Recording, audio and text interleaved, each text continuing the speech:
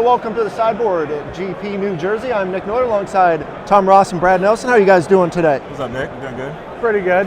It's still early. I'm getting my coffee in. Right, we're in the early rounds here at GP New Jersey. We're talking Legacy today. Quick questions. We want to know how you guys are getting ready for the tournament. We want to know what your thoughts are on the format. So we're going to start off with what deck are you guys playing today and why? We'll start with Tom and move on to Brad. Okay, I'm playing Infect, similar to the deck I played at the opening Columbus. Okay. You have a pretty good track record with it. Yeah, I think it's better suited for this tournament than last one. I think there's going to be a little bit less Delver. It's because of like card availability. It's not a volcanic islands to go around. Brad? I am playing Jeskai Stoneblade. Right. I just wanted to play an overall decent deck that is not overpowered in any matchup, but doesn't just lose to any matchup. Right. And I feel like with this tournament, there's going to be a lot of variance and a lot of, not just game variance, but like what you play against. Like there's not going to be a meta game to really fight over. So like I just want Force Wills, a couple counter spells, some removal spells. Like I just want to be playing Brainstorm and all the very good cards against all the very good decks. So you could play against literally anything today. Yes, I mean you could easily play against the standard deck. Maybe not with 3 buys, but it's possible. There's already record of someone beating Merfolk with standard Green Devotion. So that's a thing. That's awesome. All right, so how are you guys preparing for the Treasure Cruise field metagame? We'll start with Brad. I'm not afraid of boats. All right. Just not at all. I think that the Treasure Cruise is a very good card, but the problem with Blue-Red Delver, in my opinion, is that it has a fundamental flaw that it is a Delver deck without the things that make Delver really good, like Stifles and Wastelands and Spell Pierces. So like you can't ride your creatures to victor anymore. So you have to use this velocity. And I feel like, I mean, I was afraid the first couple times people catch Treasure Cruise, and then I realized that they just drew more cantrips and more lands and one guy and I could kill that guy, and it just didn't do much. So like, yes, it wins some games, but the general strategy can really be bad against a lot of combo decks, or you just don't get the free wins of Delver, Waste, Stifle you, Daze you, you're dead. So I'm not afraid of Treasure Cruise. How about you, Tom? I'm just playing a couple of Spell Pierces. I think it's good against a Cruise. I'm playing one Cruise myself. Okay. But I think it's a very fair card. It's like not ban-worthy or anything. It's just I just have to adapt to it, really. You've adapted by having more cheap counter spells then. Yeah, just try to kill them before they can really utilize drawing 3 cards.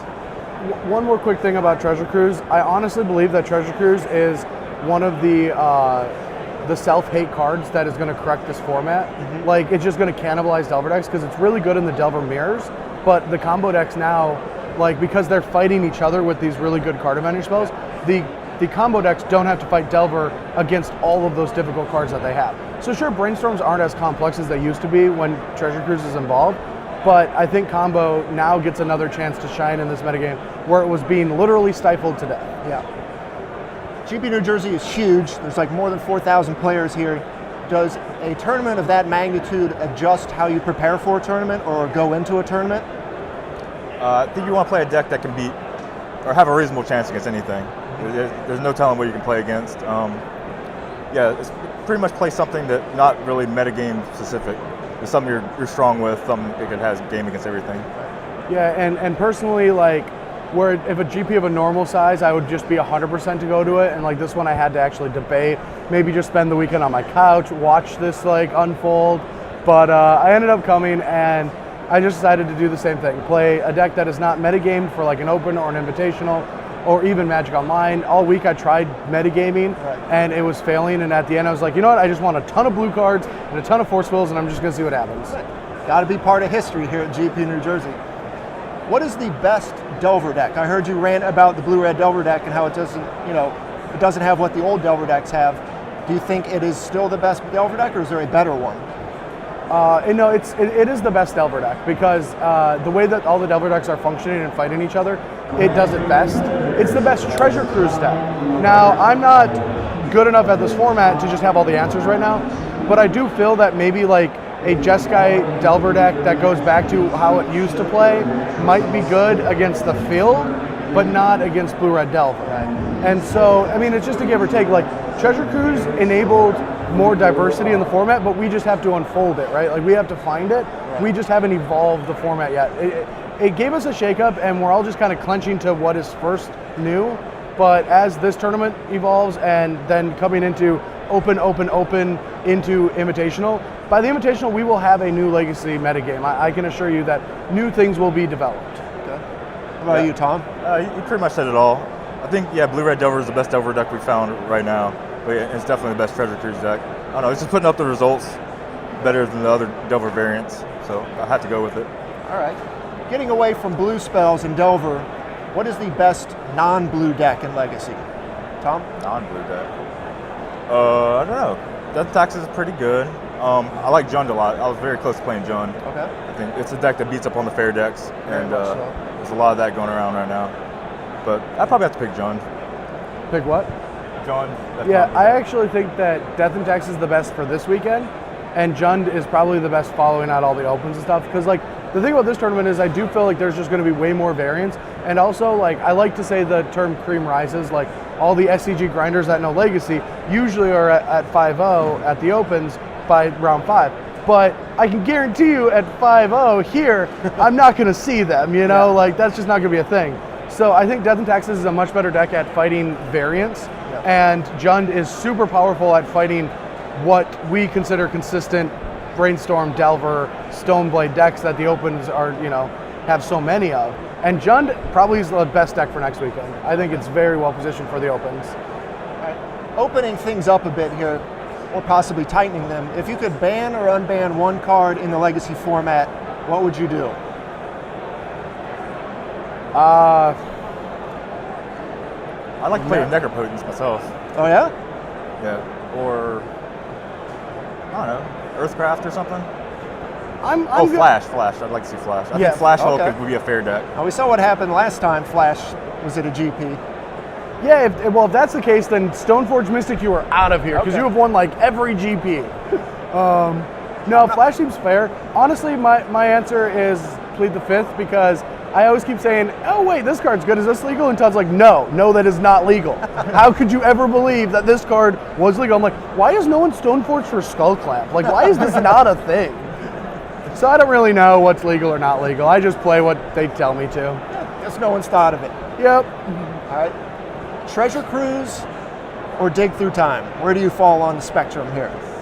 I personally believe that Dig Through Time is very Tarmogoyf-y, where like when Tarmogoyf first came out, everyone's like, oh, we need to put like Seal of Fire so we can sack and get enchantments in our yard. We have to like have these Horizon Canopies so we can get lands in the yard. And then you realize it's just a really good card if you just play with it. Right. It just, magic makes it good.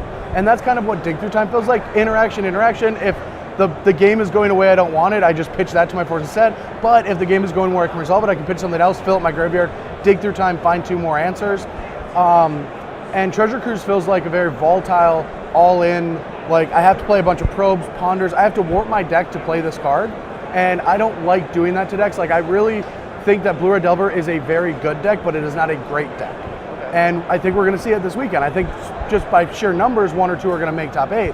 But I do feel that Treasure Cruise is just more gimmicky. Yeah, I agree. What do you find on the spectrum? Yeah, I think people are trying a little bit. I mean, it's great in Blue-Red Delver because that's what they're doing, but they're trying a little bit too hard to make it work. And I tried that in Infect too, like going up more fetch lands, more attacks and probes, more crop rotation, try to fill my graveyard as soon as possible. But really, you just play the card. Just play a deck. Just play in small increments, and it just works out. But the big thing about Treasure Cruise is it allows your opponent to always play Magic against you. And like, I'm not gonna lie, in the testing this week, I lost most to Stifle Waste You. Treasure Cruise never got cast. They did what the Delver decks used to do. Like these Jeskai, or not, Sultai Delver decks still are running Wasteland, still are running Stifle. They still run Dig Through Time, or Treasure Cruise, excuse me, but it's not that good. And I'm already dead before they even cast the card. Whereas they cast Treasure Cruise when we're playing Magic, and I'm like, I don't care. I have a Core Firewalker in play. I've got 2 cards in hand. Like, they both are going to kill whatever you do. So I'm definitely, Dig Through Time is just amazing. All right. Now it's time for the lightning round. So get ready. We're going to play some word association. I'm going to say a word. You guys are going to come up with whatever comes to your mind and let it go. Legacy. Nick's the best. Fun. Wait, what? Legacy's fun. I like your answer. Dredge. Bad.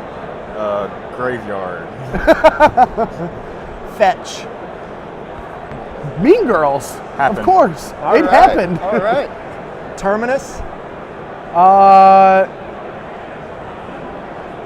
I was gonna make a Stifle. Walking Dead joke, but I didn't want to say cannibalism. Jersey. Oh, Football. Brainstorm. best card ever.